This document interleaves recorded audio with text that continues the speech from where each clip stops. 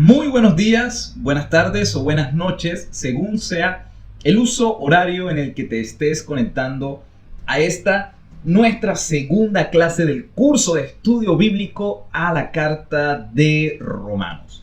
En el video anterior estuvimos estudiando una aproximación al contexto histórico y cultural de la Roma del primer siglo para poder comprender por qué Pablo escribe a esta iglesia de determinada manera y también para poder contextualizarnos en cuanto a los aspectos socioculturales que la iglesia en Roma estaba viviendo en esos momentos, para poder comprender desde diversas perspectivas por qué Pablo da ciertas instrucciones a esta iglesia y poder concatenar cada uno de los puntos que Pablo expone en esta carta a los romanos, habiendo tenido entonces un precedente o una aproximación a los estamentos sociales de Roma, cómo era el comportamiento entre los estamentos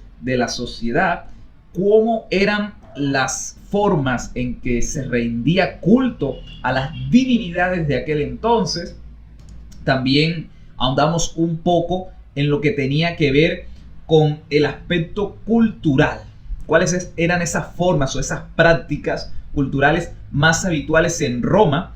Dentro de ellas tendríamos también las escuelas filosóficas de los estoicos y de los epicúreos.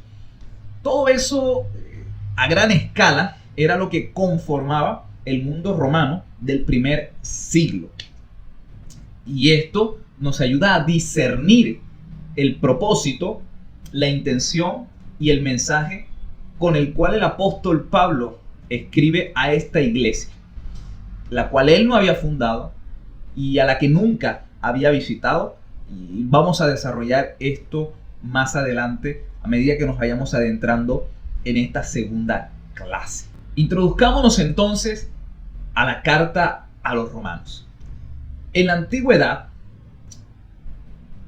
la manera típica en que se escribían las cartas era empezando con una frase muy breve. Y en esta frase se identificaba al remitente y de igual manera al destinatario o los destinatarios. Paso seguido se incluía un saludo. Por ejemplo, de A para B, saludos. Así de simple. Sin embargo, el apóstol Pablo amplía considerablemente este formato de presentación en todas sus cartas, pero en ninguna como lo hizo en la carta dirigida a los romanos. Ahora uno podría preguntarse cuál es el motivo o cuál es la razón por la longitud y el carácter teológico que el apóstol Pablo da a este prefacio. Y esto principalmente se debe al hecho de que Pablo se está presentando a una iglesia que, como ya dijimos, ni ha fundado y que tampoco ha tenido la dicha o el honor de visitar.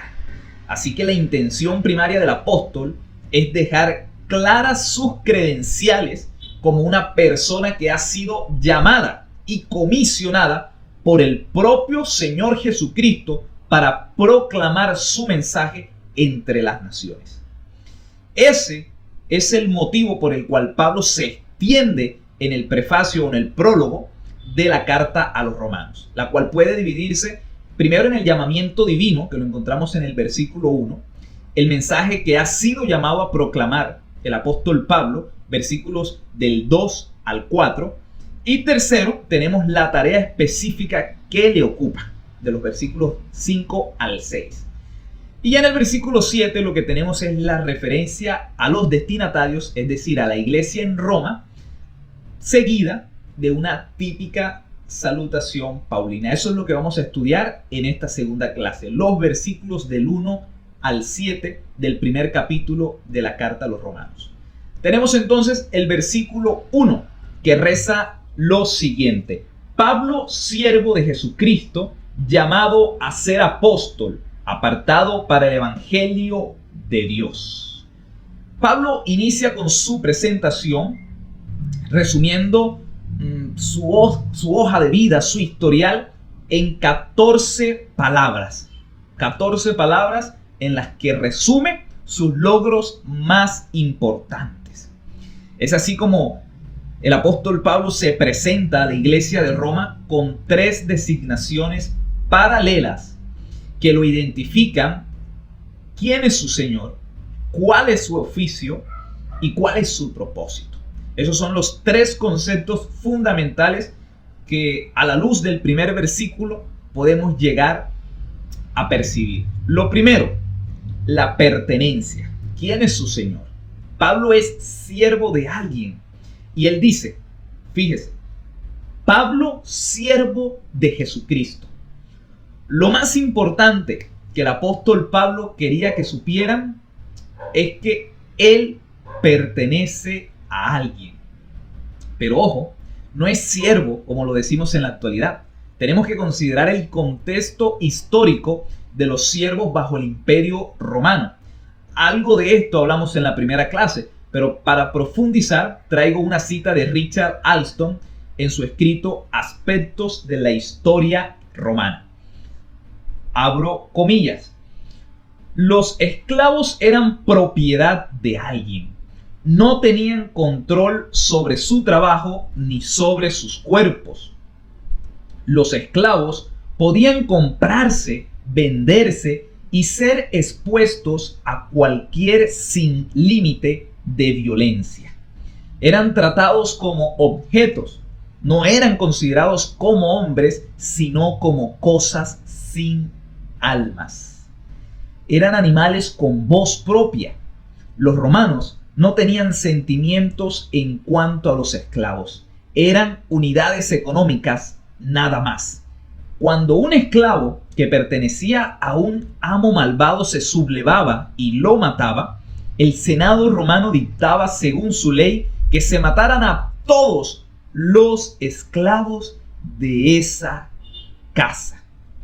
Entonces, cuando nosotros vemos lo que implica referirse a su misma persona como un esclavo o como un siervo, no tiene las connotaciones que tiene en la actualidad o que tuvo más adelante en la época del periodo feudal. Así que fijémonos que la primera palabra empleada por el apóstol para referirse a sí mismo es el término griego doulos, que significa esclavo. Esclavo es uno que se entrega a la voluntad de otro. Esclavo implica servidumbre involuntaria. Así entonces, Pablo, al decirse a sí mismo siervo, está mostrando una descripción de humildad y de sumisión a Jesucristo. Él está diciendo, yo no tengo derechos propios, yo soy de alguien más. Mientras otros están orgullosos de serle fieles al emperador, al imperio, yo, Pablo, me enorgullezco de ser propiedad leal de Jesucristo. Eso es lo que el apóstol está diciendo en su disertación, en su presentación a la iglesia en Roma. Nosotros podemos presentar con entusiasmo nuestros logros y nuestros éxitos, pero ¿quién posee una buena actitud ante la idea de presentarse como un esclavo, como un siervo? Cuando vemos la pasión del apóstol Pablo en rendir su voluntad a su Señor y a su amo, vemos que él haya complacencia en que lo primero que esta iglesia conozca no es que él es apóstol, sino que es siervo de Jesucristo. Esto es sinónimo de una devoción total.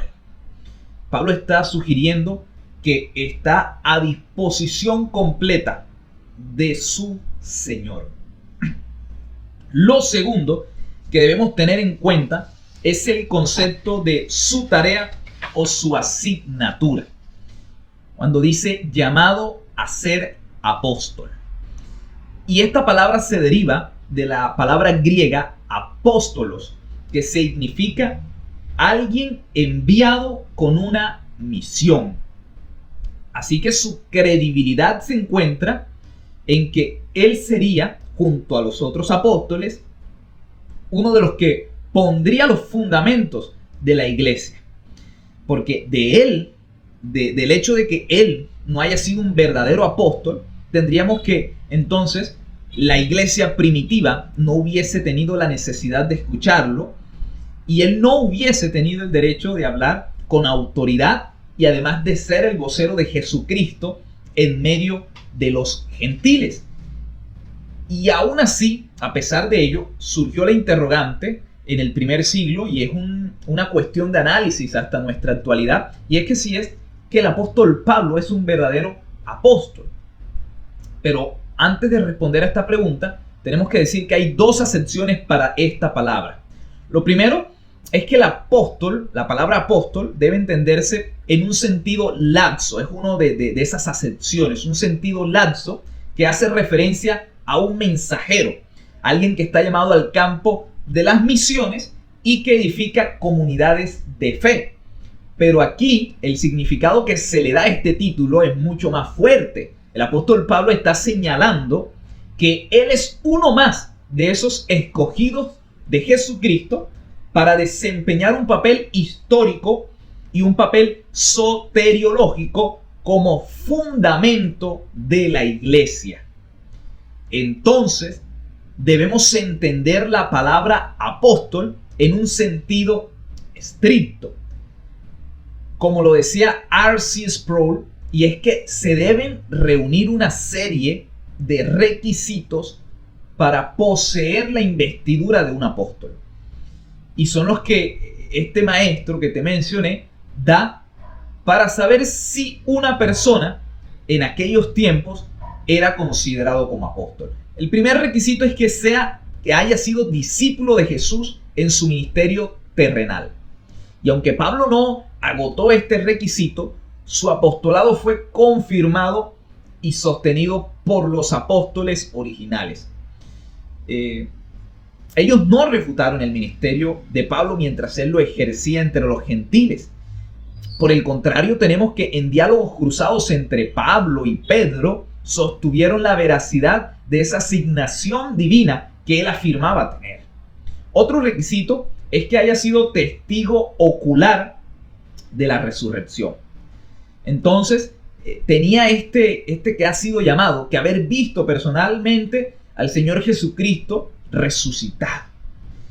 Aquí surgió una disputa, y es que Pablo deposita su fe en Cristo aproximadamente 25 años después de que Jesús ascendió al Padre.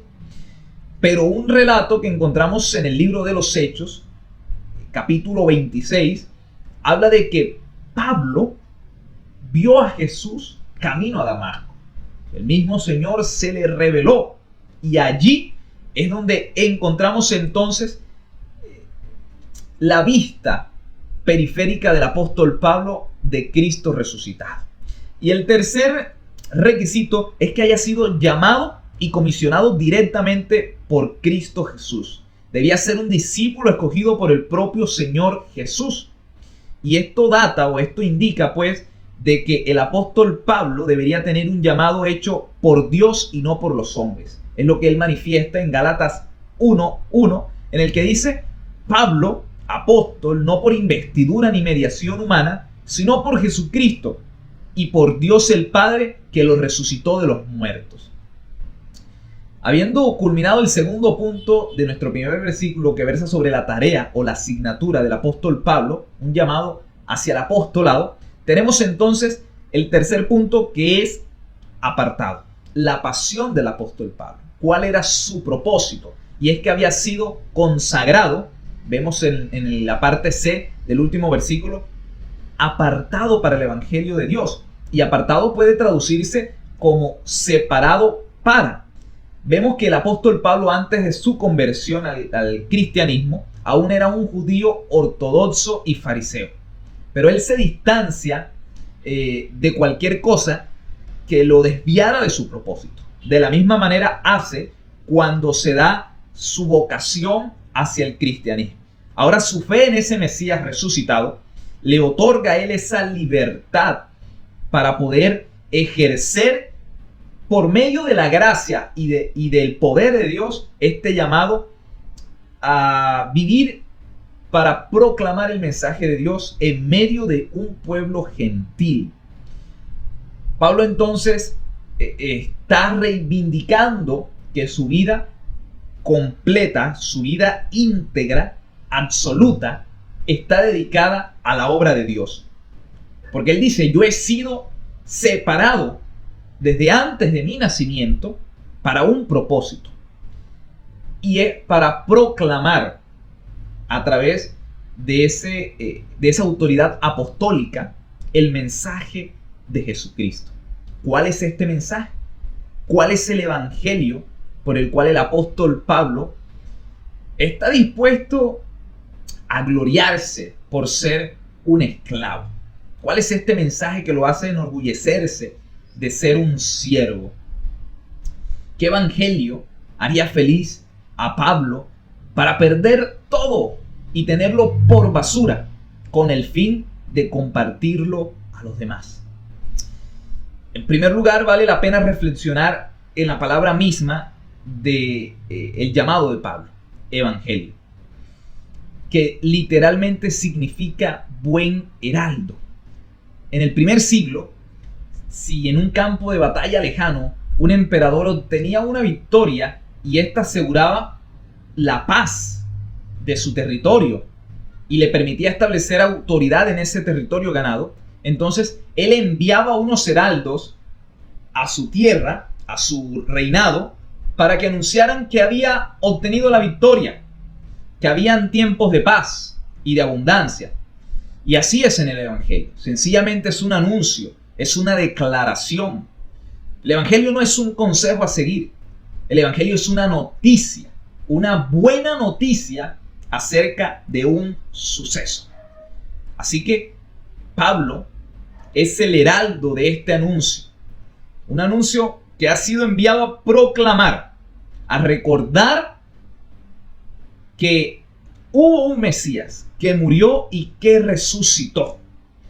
Pero fíjense, Pablo dice el evangelio de Dios, enseñando que la autoridad de este mensaje no le pertenece a él, que el evangelio es de Dios, que este anuncio, que este mensaje no se origina en él, se origina en Dios, que él no tiene la libertad para cambiarlo, para que suene más atractivo, ni de manipularlo con el fin de que se haga cómodo a su vida o a la vida de quienes les está pregonando.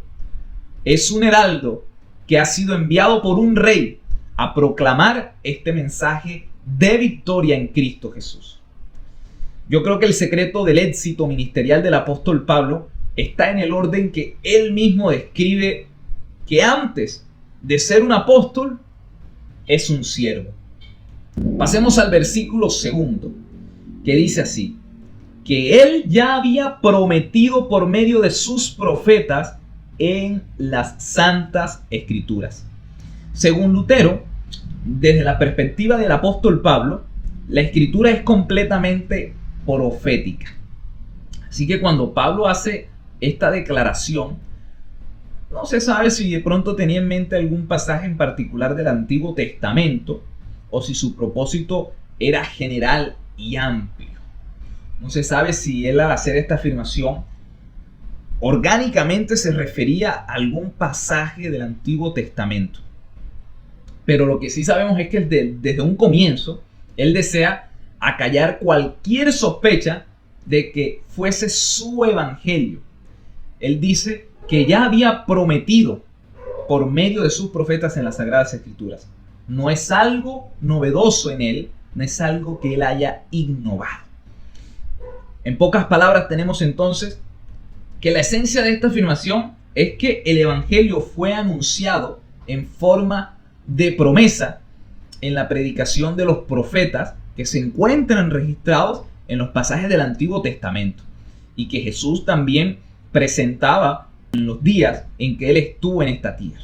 Así que en definitiva, en Romanos se nos enseña que es un libro acerca de Dios, de cómo él ha obrado, de cómo ha hecho para traernos esta salvación, de cómo su justicia se preserva y cómo sus propósitos se cumplen a lo largo de la historia, incluso de cómo Dios mismo puede ser servido por su pueblo. Es así como tenemos que Pablo establece que el Evangelio tiene una fuente divina, que no es el Evangelio del apóstol Pablo, como se dice hoy de manera arbitraria, que no se trata de una revelación de un ángel, como por ejemplo se le reveló a Joseph Smith el libro del Mormón. Pablo hace énfasis en que este mensaje es enviado por Dios, que el Evangelio tiene su origen desde siempre, desde el principio, en el Señor, y que ha sido revelado progresivamente a la humanidad, pero que este plan divino de redención ha precedido a la creación del mundo. Fíjense cómo él hace énfasis, que ya Dios lo había prometido por medio de sus profetas en las Sagradas Escrituras. Moisés ya había anunciado la venida del Mesías. David ya había anunciado la venida de un Mesías. Y Isaías ya había anunciado a un Salvador. Entonces no es un mensaje nuevo que nazca en Pablo. Él es simplemente el heraldo de estas buenas noticias. Pasemos al versículo 3, que dice así: acerca de su hijo, que nació de la descendencia de David según la carne. Sin duda, los hijos de Dios tenemos un mensaje para todas las religiones en el mundo entero. Y es que la religión fabricada por el hombre carece de esperanzas, no tiene respuestas para ofrecernos. La religión trae muerte y condenación. Y la razón por la que hay tantas religiones en el mundo es porque el ser humano se siente insatisfecho espiritualmente. Esto sabemos muy bien que es debido a esa condición natural que adquirió el ser humano después de la caída en el huerto. Y desde allí se intenta llenar ese vacío con prácticas o con rituales humanos que no terminan por satisfacer esa necesidad espiritual. Por ello no es casualidad que el término griego para evangelio signifique buenas nuevas. Buenas nuevas que nos dicen que podemos encontrar un camino al cielo si lo escudriñamos en las Sagradas Escrituras. Aquí, en este primer inciso, del versículo 3, cuando nos dice acerca de su hijo, esto viene a significar que el centro del evangelio es una persona, que el centro del evangelio es el Hijo de Dios. En palabras de Juan Calvino, textualmente dijo que todo el evangelio está tenido en Cristo. De modo que quien se aleja un solo paso de Cristo, se aleja también del evangelio. Nunca comprenderemos el evangelio hasta que entendamos que no es esencialmente un mensaje acerca de nuestras vidas, de nuestros sueños o nuestras esperanzas. El evangelio se centra en Jesús, trata de su persona, no de un concepto, trata de Él y no de nosotros. Ahora fijémonos en la parte B del tercer versículo, que nació de la descendencia de David según la carne. En esta parte, el apóstol Pablo nos está diciendo que el evangelio se centra en la encarnación del Hijo de Dios. Dicha cláusula asume la preexistencia del Hijo. Pablo lo que está diciendo aquí es que Jesús no existió cuando se encarnó, que Él ya ha venido. Es lo que esta palabra, desde el término griego, quiere decir, genomenon, ha venido. No es la palabra habitual que se utiliza en el griego para el término nacer. No es el habitual. Pablo utiliza ha venido, indicando entonces que el Hijo ya existía, una preexistencia de Jesús.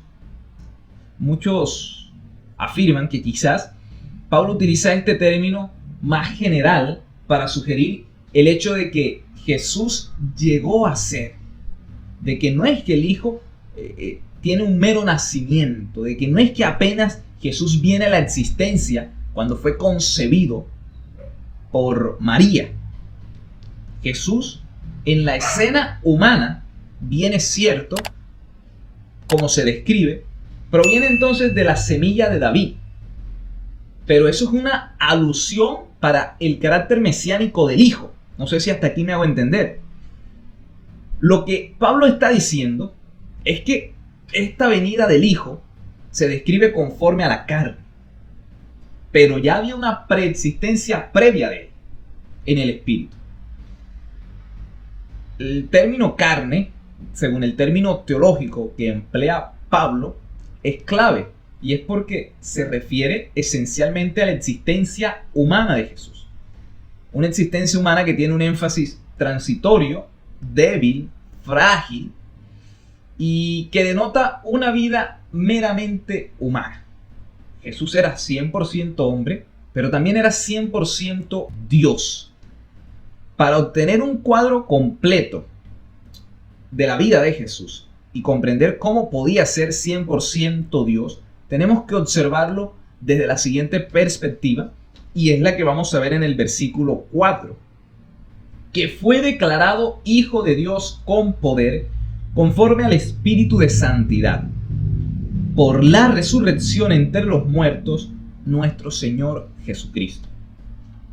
Esta expresión, designado con poder Hijo de Dios por la resurrección, el apóstol está diciendo claramente que es que Jesús no se convierte en Hijo de Dios cuando éste es levantado de la tumba, porque el ser designado Hijo nada tiene que ver con un cambio de esencia, como si la persona humana del Mesías se transformara en Hijo de Dios una vez que es resucitado. No, esto no es lo que Pablo nos quiere decir.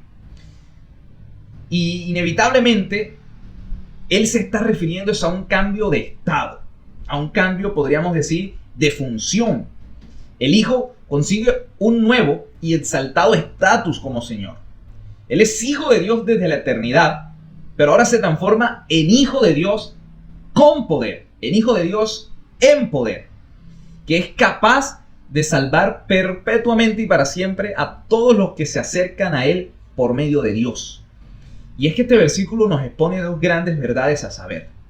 La primera de ellas es que la tumba vacía es la máxima declaración de quién es Jesús. Este hecho histórico confirma que Él es el Hijo de Dios. Y lo segundo es que la resurrección y la ascensión fueron el camino hacia ese puesto legítimo que desde mucho tiempo antes había sido anunciado, que iba a reinar a la diestra del Padre. Así lo anunció el salmista David. Y que además se sentaría en ese lugar altísimo en el que se le otorgaría un nombre sobre todo nombre, para que toda lengua confiese que Jesús es el Señor y toda rodilla se doble delante de Él. Es lo que el apóstol escribe posteriormente a la iglesia en Filipo. Esas son las dos verdades que extraemos de este versículo. Pero curiosamente la transición que tenemos del versículo 3 al 4 no es una transición de un Mesías humano a un Hijo de Dios divino. Eso es lo que pregonaba el adopcionismo. Y aquí no tenemos eso, sino que el Hijo de Dios como Mesías, con humildad, que experimentó la pobreza, que sufrió el rechazo, que padeció la muerte, ahora es un Hijo de Dios como Mesías, pero también como Señor poderoso y como un Señor que reina. Ahora bien, surge un paralelismo bastante entretenido, y es el que se da entre las expresiones según la carne y conforme al Espíritu de Santidad. Este debe entenderse más allá de simplemente sugerir un contraste entre las naturalezas de Jesús, entre esa naturaleza humana por una parte y la naturaleza divina por otra. Este parangón entre la carne y el espíritu es parte de un marco histórico y soteriológico mucho más amplio, en el cual el apóstol Pablo está mirando dos eras. Una que se superpone a la era mucho más vieja, una era que estaba dominada por el pecado, por la muerte y por la carne, y ahora tenemos una nueva era que está caracterizada por la justicia, por la vida y por ese don de buenas obras, de buenos frutos que da el Espíritu Santo cuando se entra en esa etapa de la redención divina y del plan de Dios en el que Jesús reina como Hijo de Dios para poder salvar con poder a todos los que creen en Él. Así que si algo nos deja muy claro, el versículo 3 y el versículo 4 es una acumulación excesiva de títulos cristológicos. Vemos a Jesús como Hijo de Dios, lo vemos como la semilla de David, lo vemos además como el Mesías y como el Señor que reina con poder.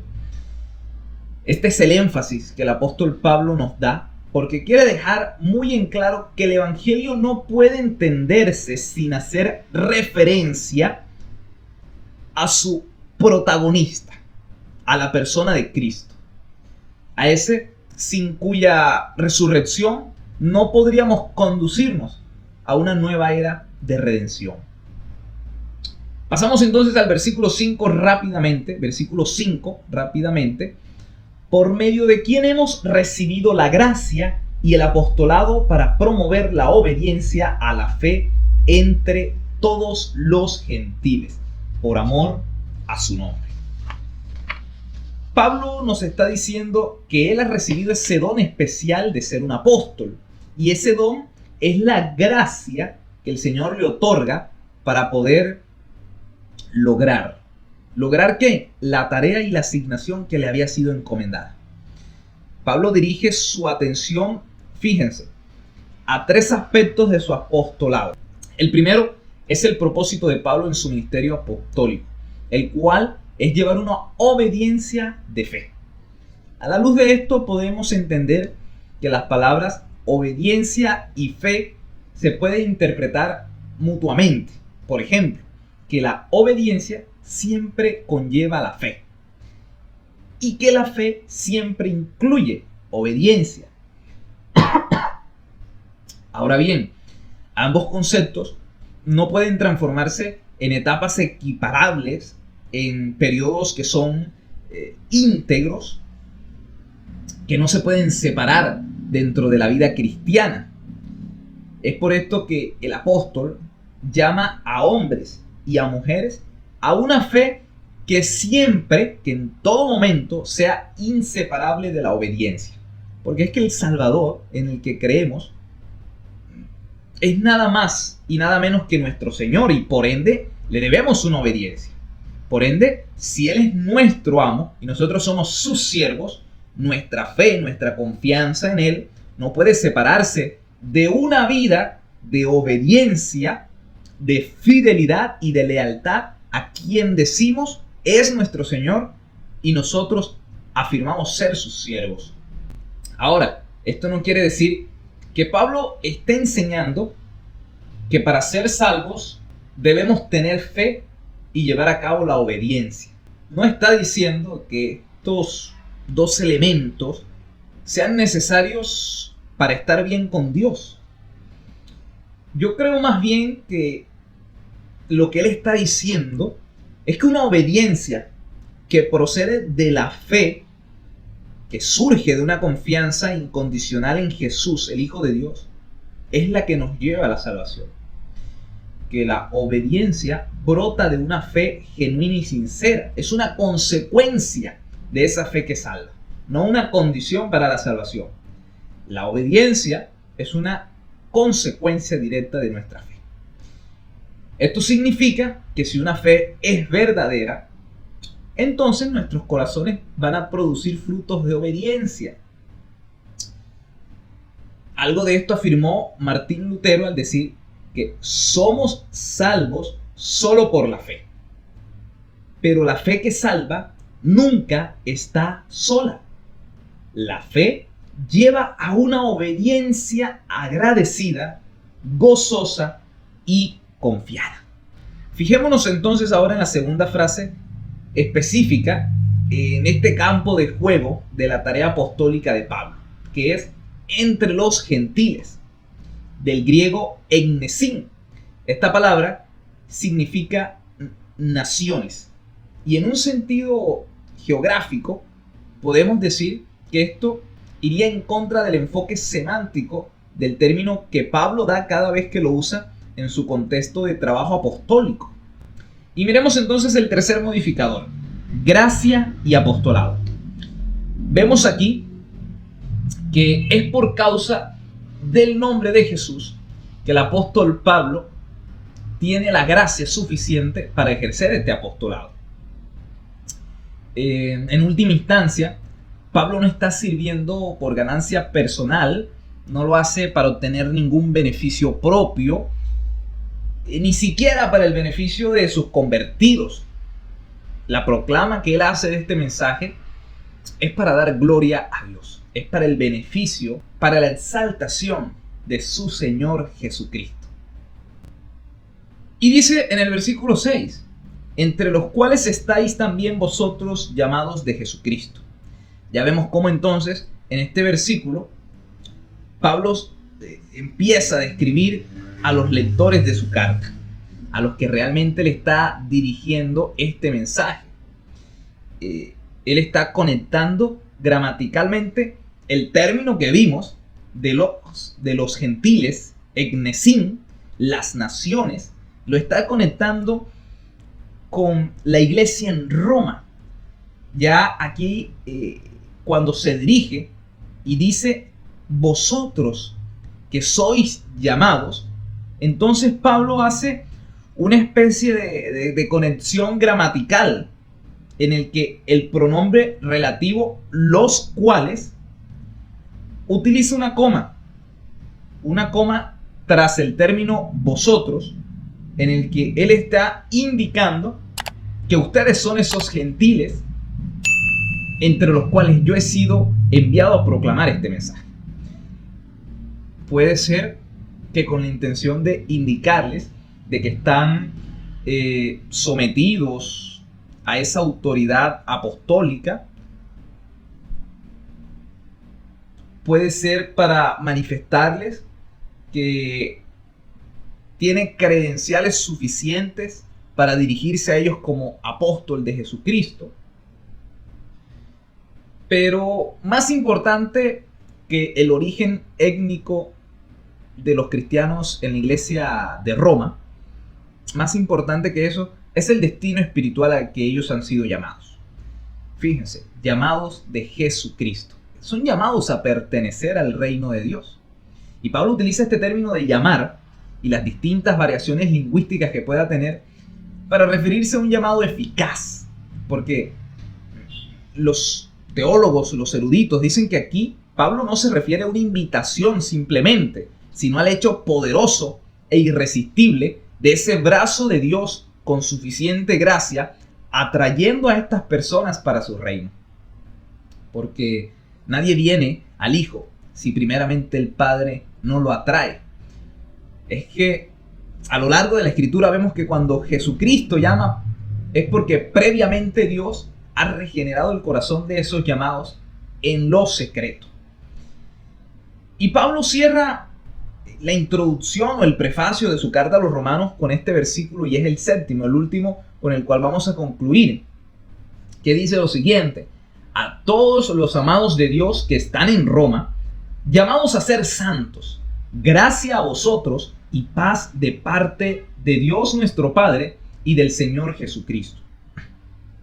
Tenemos entonces que Pablo, al designar a estos cristianos de Roma como amados por Dios y llamados a ser santos, lo que está afirmando implícitamente es que son el pueblo escogido por Dios, de que ambas frases son un eco de lo que el Antiguo Testamento llama como Israel.